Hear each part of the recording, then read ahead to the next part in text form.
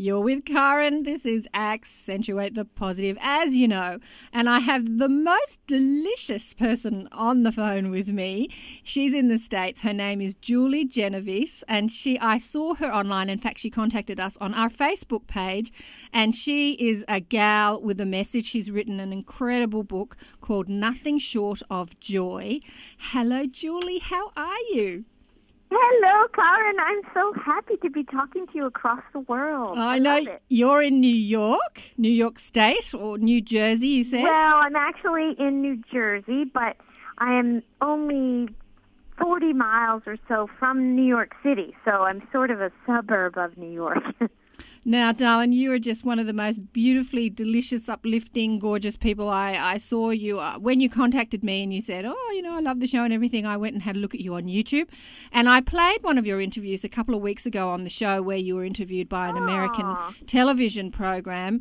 And I loved what you were saying. I just loved what you were saying. Tell me your story. Now, you've had a few challenges, as we all do. You've had a few challenges, but you haven't let that beat you. In fact, you've used those challenges to enhance your life. Tell me what happened. Exactly. Well, yeah, and it didn't start out that way. I was definitely beaten down in the beginning. I was born with a type of dwarfism called spondyloepiphyseal dysplasia, a big old name from the doctors, and I was just terribly, I felt very cursed by my diagnosis, by the way the doctors treated me, by the words that were used, birth defect and deformed, disabled, and all of those very disempowering words. Yeah, all the disses. They became my identity for many, many years.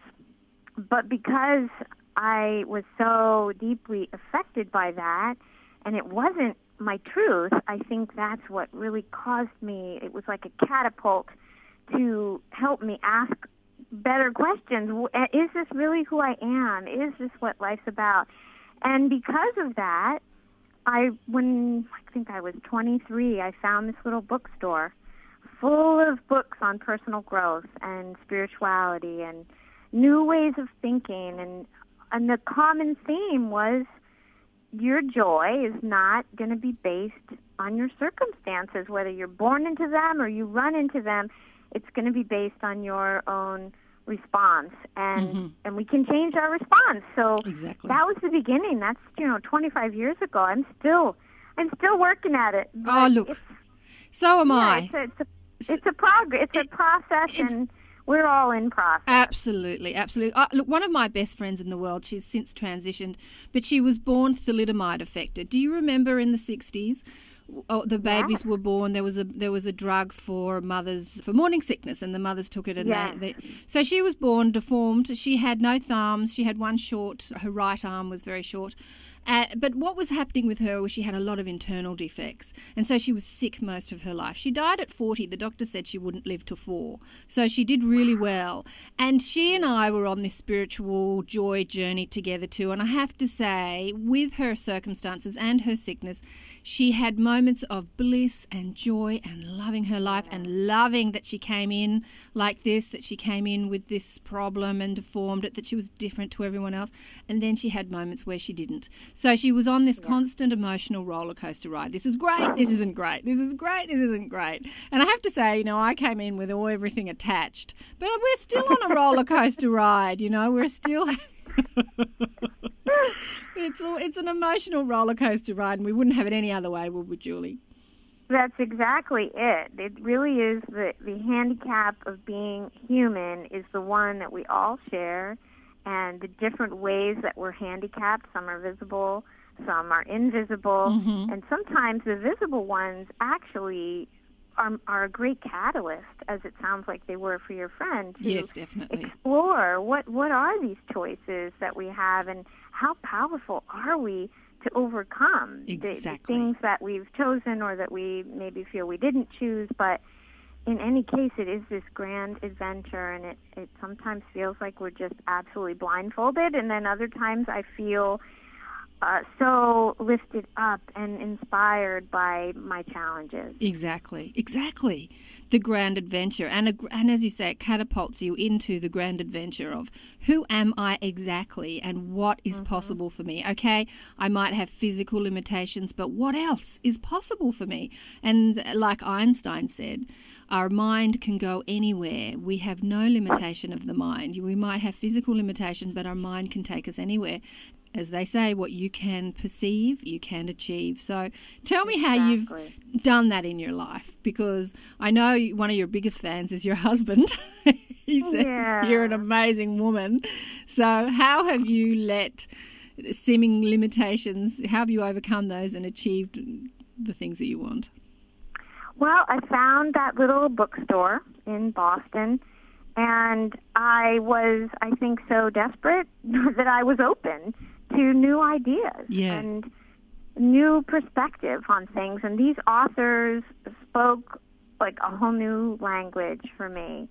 And it resonated with this part of me that hoped I had been wrong. I didn't want to be wrong on the one hand. I wanted to sort of stick with the prison I'd been in. But on the other hand, I was really searching and hoping because of all this angst and these challenges I'd been through.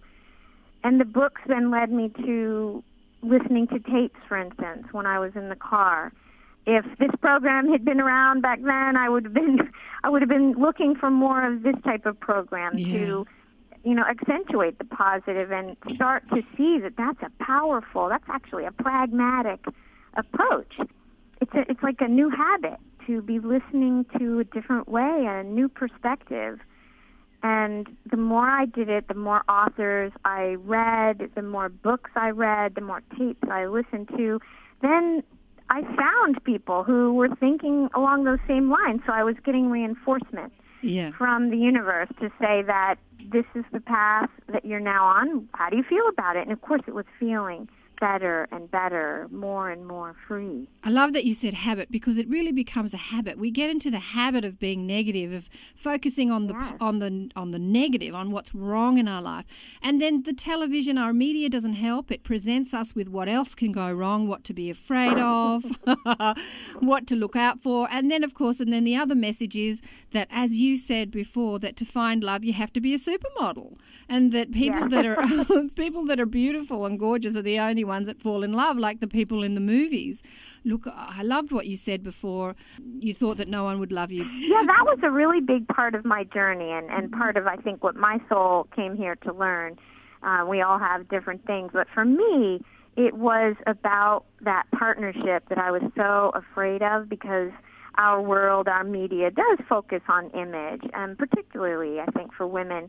And that since I didn't fit that model image, that I couldn't have what those women had. Yes, exactly. And I was so frightened of that I wouldn't have a full life, I wouldn't be happy, I wouldn't have a husband, I wouldn't have children, that the fear kept me from even trying. I was afraid to really put myself out there. I was afraid to show my interest when I liked someone. I was afraid, I always was editing myself. I would never say too much. I was very silent. So all of those things were keeping me from what I wanted, even though I thought it was my dwarfism that was keeping me from what I wanted. It was really me. It was I your was thoughts. standing in my own way. Yeah. Yep. Yeah, it was your thoughts that were keeping you from what you wanted. It was the way you felt that was keeping you from what you wanted. Yeah, but it's, my thoughts made me feel so bad. So and bad. Then the badness, I didn't want to continue feeling bad, so I wouldn't do whatever I was thinking other people did. I didn't date.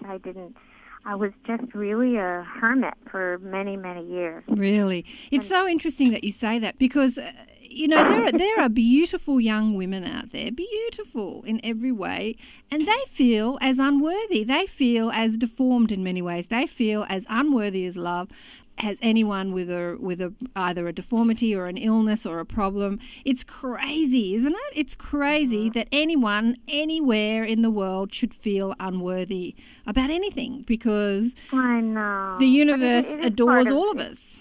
The life adores all of us. But I think that's part of the journey. We come here, we forget the light that we are and the love that we are, and we have to kind of claw our way back and slowly come out of that darkness, and then that remembering and that reunion is just exquisite. It is amazing. exquisite, isn't it? I don't know that I would appreciate my life as much as I do now without having gone through the ringer that I went through. Exactly. It makes it so I much know that more my friend in high school was a prom queen, and I did not know at the time that she had just about as little self-esteem as I did, even though she was popular, she was pretty.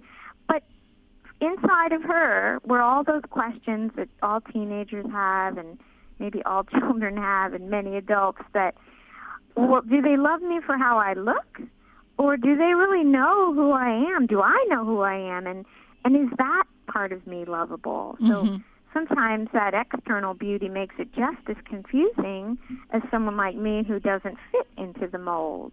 Absolutely. So everyone has their struggle to discover where and how to really connect with their spirit so that they feel joy no matter what's going on around them. Oh, I love your message so much. I have to say I really resonate with it because, you know, when I was young, I was a bit of a supermodel in looks department. Isn't that funny? And my best friend, Nikki, was, you know, born with this thalidomide affected and not...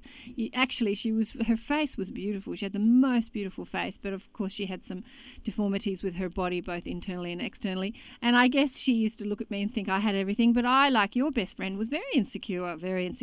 And now I'm fat and old, and people say to me, why don't you lose weight? And I say, why? Will you love me more if I'm thin? Exactly.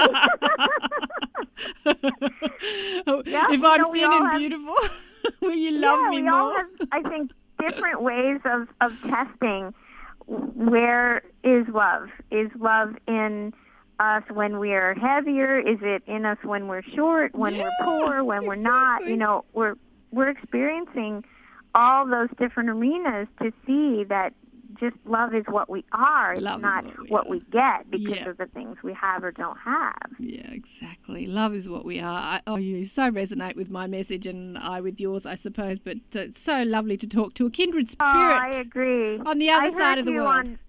I can't remember. I saw an interview with you, I think, when someone was asking you questions. It was probably on YouTube, and I just said, oh, I adore her. Oh, I love her. And you laughed about something. I said, oh, my gosh.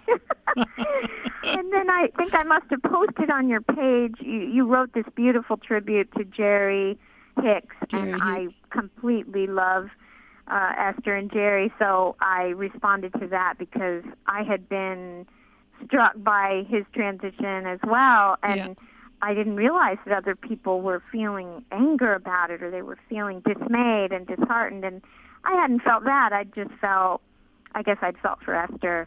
And so I just loved the way you put it in perspective. Well, it's interesting, isn't it? Because Esther's been sending out some notes saying that the transition of her husband, the death of her husband, has evoked even more profound questioning in her own mind, as well as in the mind of people that are asking her questions, and that the seminars are becoming even more intense and more profound. And I went away last week, and I had a girlfriend who, we were as a group of us that went away, and one of them, on the morning that we went away, looked at a passport and found that it had expired. And so she went through this huge drama of having to rush to and so she missed the plane, of course, rush to the office, the passport office, and get a new passport. She had to buy a new ticket, and it was drama. Anyway, she arrived a day late, but she arrived. And everyone was beating the drum of the drama of it. And I said, well, the thing about the drama of it, it makes being here more enjoyable, because there was a bit of drama. It was a bit of drama getting here, because she might not have got there. And isn't that true, that the drama of our life, or the challenges of our life, make the joy even more joyous, I think. Makes the overcoming it even more joyous, and it makes the holiday, makes it a better ride. And so this is what's happening for Esther, and obviously what happened in your life. You know, you beating up on yourself for so many years made the joy of loving yourself much more profound had you been a happy person from when, you know, you started, from the get-go. And it made me so appreciate my husband when I did find him. Exactly. Really be very conscious and aware of, after the romance falls away, to continue tapping into that original love and appreciation and gratitude for him, because it's always there. As long as, if we go back to that memory, if I go back to first meeting him when I really was so overwhelmed that someone could love me, I feel it all again as if it's today, and I can express that to him, and so that I know however long we have together, if I leave or he leaves, we've done the utmost to continue to hold the light for the other one, never let that go just because we're used to each other. So tell me, how long have you been married now? We've been together, let's see, we met in 94, and we got married 2 years later, so we've been together all this time. What is it? How long is that? It's coming up to 18 years. Is that right? Almost 18 years. Yeah. Mm. Wow. So, Julie, you've got 2 gorgeous children. I do. A miracle of miracles, something I was never sure would happen for me. I remember I was 13 when I met my 1-year-old niece, and I just fell in love with her, and it was the first time I think I felt also very depressed that might be something I never would know. Mm-hmm. So I had my first son 11 years ago, and then my younger son is 7 now. And they are just talk about, the way to journey with joy. Kids really teach that. And it's so good because they know now to remind me when I get too serious. And I know, they become your teachers, aren't they, the kids? They are. They really are. They're so wise, and they even know that one time we were in the car and my son was upset about something, and I tried to, think about the positive and hadn't given him enough time to really feel what he felt. And he said to me, "Mom, you just don't understand because it's been a long time since you were a kid." Yeah. But, he was right. He was absolutely right. We forget what it's like to be a child and how important these little, what seem to us a small speed bump, they're very big to them. Yeah, they're rites of passage. I hadn't really, I hadn't allowed him to feel what he felt, and that's true for adults as well. They need time. We need to validate people's feelings. Yeah, exactly. I remember when my daughter was a few years ago when she broke up with her first boyfriend, and she was doing drama, and I said to her, "Remember before you had a boyfriend, how happy you were? You didn't need a boy to define your happiness." And she turned around and she looked at me and she goes, "I know all this, but, give me my space to do drama." And I'm like, oh, okay. I'm doing drama over being broken up by a boy, and that's my right to do the drama. And I thought, yeah, she's absolutely right. You don't have to feel good all the time. It's just as fun to experience the drama and then get over it. Build a bridge and get over it. But you don't drag it out too long. But she was so wise, and it's like, I'm doing drama today, and that's okay. Let me do drama, and then tomorrow I'll be back to my happy self. It's like, she's so wise. Yeah. These kids and they quickly do get back to their happy self much more quickly than we do, because they allow themselves to just go through the gyrations, and then they're done. They're done. I remember I heard an interview with Neil Donald Walsh, and people were asking him, "Are you happy all the time now that you're an enlightened being?" He wrote the books Conversation with God. And he said, "No, of course not. I get just as angry and frustrated as the next guy." He said, "But I don't hang on to it. I just get over it. I get over it really quickly and move on." And that's really the message, isn't it? It's like, do your drama, but just don't drag it out into your whole life. Do it for a minute or a couple of minutes or even a day, however long, and then get over it and then move on with your life. And that's enlightenment, is knowing how to get out of that place pretty quickly. That's enlightenment. Yes, yeah, it's not to be perfect. It's not to not be human, because we're here in all our weakness, in all our glory. All of it is just fine. And when I judge it is when it gets locked inside me. And the kids don't judge it. They just do it. Yeah, exactly. They don't judge it. They just do it. Isn't that fantastic? Yeah. Oh, darling, it's such a joy talking to you now. Let's talk about your book, Nothing Short of Joy. I love the pun in the words. Nothing short. Nothing short of joy. And it's a great read. And you're going to give the first person to call in or email me at accentuatethepositiveradio@gmail.com, or the first person to call us, you're going to give away a book. Yes. This is my memoir about a fruitful journey from feeling completely victimized by my circumstances, by my beliefs, by my emotions, all of it, to understanding that my own empowerment was completely in my hands and in my heart, and I could achieve whatever I set my mind and heart to. And that's really what's happened. It's just been an absolute revelation at what is possible. And actually, when we have this adversity, it tends to be even more of a catalyst. So if you're in the midst of despair and difficulty and loss and trauma, well, that is good news, because that is just going to be the incentive that pushes you toward joy, even with a greater oomph. Yes, I absolutely agree. Absolutely agree with you. It's going to be a fantastic read. Tell us your website, Julie. It's www.nothingshortofjoy.com, and I'm also on Facebook at Nothing Short of Joy.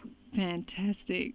Oh, honey, it's been such a blessing to talk to you today. And I'm going to talk to you again. I want to hear more of your stories, and I want to hear let's talk more when they're not doing cleanup outside your window.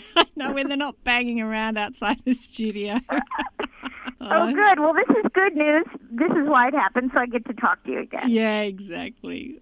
All right, honey. Lovely to talk to you. Bye for now. Okay, love you, Karen. Bye.